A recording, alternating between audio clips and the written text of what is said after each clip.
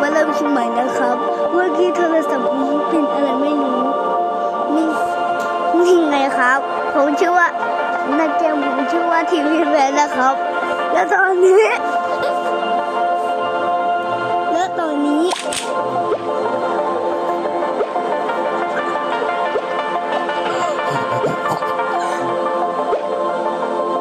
โอเคตอนนี้ครับเราเลือกอาวุธทุกส่วนได้เลยนะครับได้ทีส่วนหนึ่งนะครับแล้วเราเลือกเป็นอาวุธที่ดีนะครับเพราะเราจะไปต่อสู้ไอ้บอสถ้าเกิดว่าได้เนี่ยถ้าเกิดเราต่อสู้ได้เนี่ยแล้วตรงนี้เราก็จะได้ไปดาวอังคารนะครับโอเคตอนนี้เราก็มาสู้ตัวดีกว่าสู้ว่าหนอน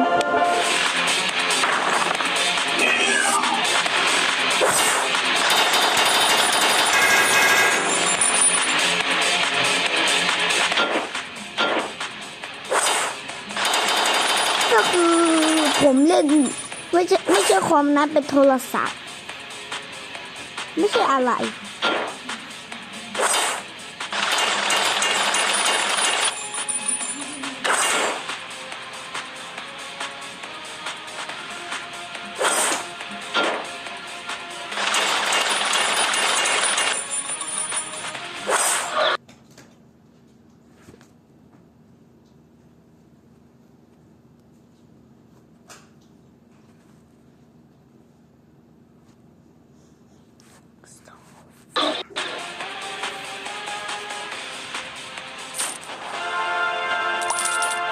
เนี่ยครับเราก็จะได้อันนี้มาสิ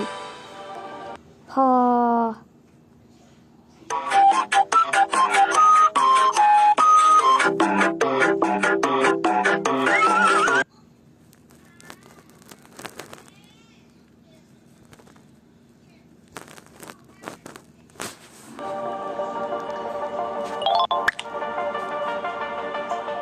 ก็คือว่าถ้าเกิดเราได้อันนี้มาครบแล้วเนี่ยเห็นไหมเราก็จะสามารถไปดาวต่อได้เลยนี่นะครับ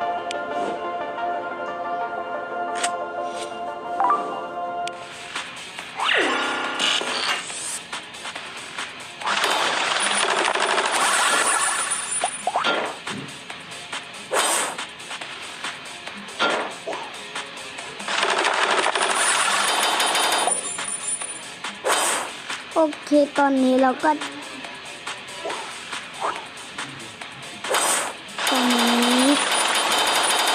อาจจะรู้อยู่ว่า